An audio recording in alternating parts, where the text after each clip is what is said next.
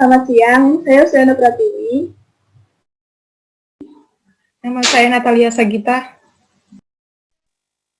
Nama saya Istighfariza Aprini. Nama saya Mika Singapura. Kami dari mahasiswa Institut Teknologi Sumatera, Prodi Teknik Informatika, ingin mewawancarai Kak Yohana untuk memenuhi tugas mata kuliah Sosial Informatika dan Etika Profesi. Sebelum kita mulai wawancaranya nih ya, kami persilakan kepada Kak Yohana untuk memperkenalkan diri terlebih dahulu. Selamat siang untuk kita semua, salam sehat. Perkenalkan, nama saya Yohana Novitasari. Saya bekerja di salah satu rumah sakit swasta di Bandar Lampung sebagai tenaga teknik kefarmasian di instalasi farmasi.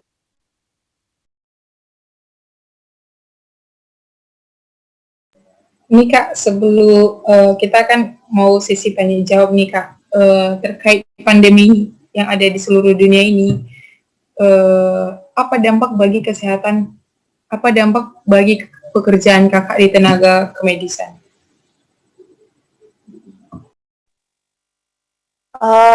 Terkait pandemi yang disebabkan oleh virus corona ini, dampak dari pandemi ini khususnya bagi pekerjaan kami sebagai tenaga kesehatan tentunya sangat besar. Yang pertama, dalam pekerjaan, sebelum kami melakukan pekerjaan, kami harus melakukan beberapa persiapan, di antaranya memakai APD atau alat pelindung diri yang lengkap, dimulai dari memakai masker, memakai sarung tangan, memakai baju hazmat, hingga penutup kepala. Itu kami gunakan, kami pakai dalam melaksanakan tugas kami, gunanya untuk menghindari penyebaran virus corona yang ada di lingkungan rumah sakit, khususnya dalam menangani pasien yang sudah positif terjangkit COVID. Kedua, terlepas dari itu, kami juga tidak bisa makan atau minum dengan bebas karena kami sudah memakai APD tersebut. Jadi dampak dari pandemi ini itu sangat-sangat besar dalam kami melakukan pekerjaan kami sebagai tenaga kesehatan. Terus Kak, bagaimana pasien yang berobat di rumah sakit Kakak? Untuk pasien yang datang berobat ke rumah sakit kami, tetap kami layani seperti sebelumnya. Tetapi kami menganjurkan atau mewajibkan pasien yang datang berobat untuk memakai APD minimal masker, berguna atau bertujuan untuk mencegah penyebaran virus corona tersebut.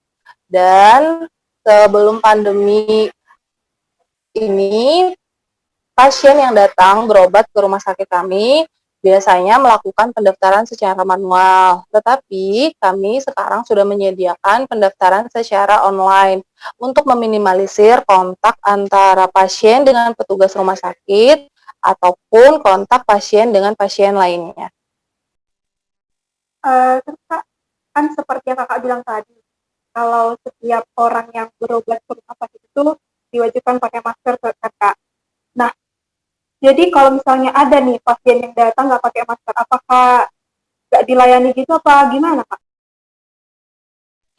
Untuk pasien ataupun bukan pasien yang tidak memakai masker dan datang ke rumah sakit, apapun tujuannya, maupun berobat atau berkunjung atau sekedar menitipkan barang ke pasien yang dirawat, itu tetap tidak kami layani. Jadi di pintu utama masuk rumah sakit tempat saya bekerja itu sudah ada bagian screening. Selain pasien yang datang atau orang-orang yang datang ke rumah sakit harus memakai masker, kami juga melakukan pengecekan suhu tubuh dan melakukan penyemprotan desinfektan di sekitar tangan. Terus Kak, kalau terkait vaksin itu kan pasti di seluruh rumah sakit sudah ada vaksin. Terus kalau di tempat Kakak itu vaksin itu berlaku untuk semua yang bekerja di rumah sakit aja atau pasien-pasien berobat ke situ juga terlaku tentunya diberikan vaksin juga.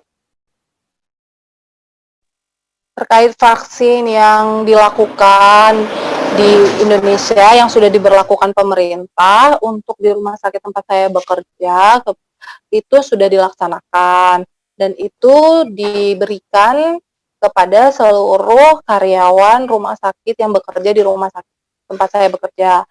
Namun untuk pasien-pasien yang datang berobat untuk saat ini belum ada dilakukan vaksinasi atau belum dibuka vaksin untuk masyarakat. Jadi pemberian vaksin itu masih hanya dilakukan untuk seluruh karyawan di rumah sakit.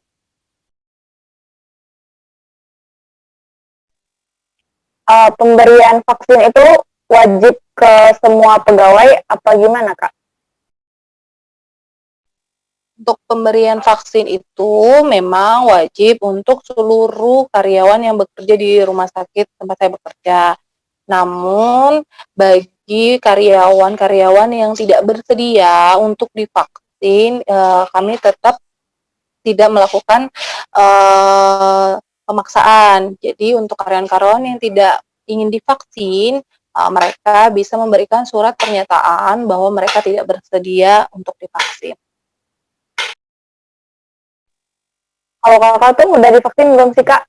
Terus kalau menurut kakak tuh dari reaksi setelah pemberian vaksin tuh apa aja sih, Kak? Kebetulan kalau untuk saya sudah divaksin sekitar seminggu yang lalu. Terus dampak atau efek yang saya rasakan pribadi setelah saya divaksin itu yang ada dua. Yang pertama itu tuh rasa kantuk yang berat. Jadi setelah divaksin beberapa jam kemudian saya merasakan ngantuk, rasa ngantuk yang cukup berat. Terus kemudian efeknya juga setelah rasa ngantuk muncul rasa lapar. Jadi walaupun divaksin itu sudah makan, beberapa jam kemudian tuh saya ngerasa selain ngerasa ngantuk juga saya ngerasa lapar. Itu untuk pribadi yang saya rasakan setelah divaksin. Untuk biaya vaksin ya Kak, itu tuh biayanya dari pemerintah atau dari kakak sendiri?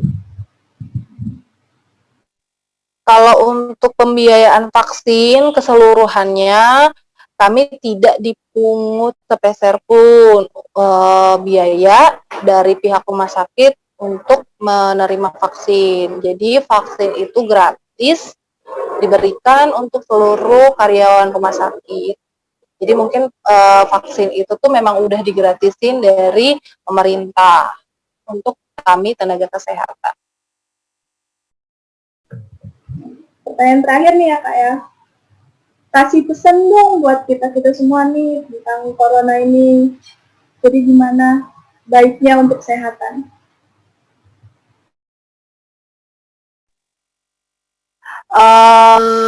Pesan yang bisa saya sampaikan nih terkait pandemi yang sedang berlangsung saat ini, yang paling penting itu 3M. Yang pertama, memakai masker bila berpergian keluar rumah. Yang kedua, rajin-rajin untuk mencuci tangan. Dan bukan hanya sekedar mencuci tangan menggunakan sabun minimal itu 1 menit. Dan yang ketiga, menjaga jarak paling enggak 1 meter di antara person. Jadi kalau bisa kalau ada kegiatan yang benar-benar masih bisa dilakukan di dalam rumah, tidak harus bertemu antar sesama atau masih bisa dijangkau nih kayak kita gini sekarang nih online, kalau bisa dilakukan di rumah dan paling tidak itu bisa sedikit untuk mencegah penyebaran rantai virus corona. Jadi kalau boleh untuk selalu tetap stay healthy, tetap sehat, tetap menjaga kesehatan diri, makan makanan yang bergizi, terus kita juga harus happy, minum vitamin, selalu menjaga kebersihan, memproteksi diri.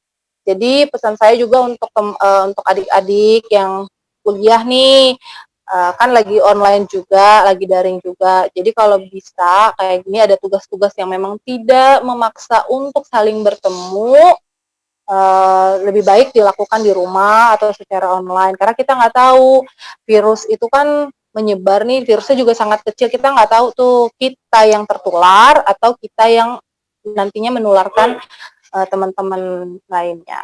Itu aja sih pesan yang bisa saya sampaikan. Semoga sharing kita kali ini bermanfaat untuk saya, untuk adik-adik sekalian. Terima kasih. Ya baik Kak, terima kasih ya Kak ya udah mau ngasih informasi, udah mau sharing-sharing sama kita-kita. Terus teman-teman juga jangan lupa 3M-nya, kata-katanya. Kakak juga jangan lupa semangat ya Kak, buat ngobatin semua orang-orang yang ada di rumah sakit. Jadi sekian sesi wawancara kita kali ini.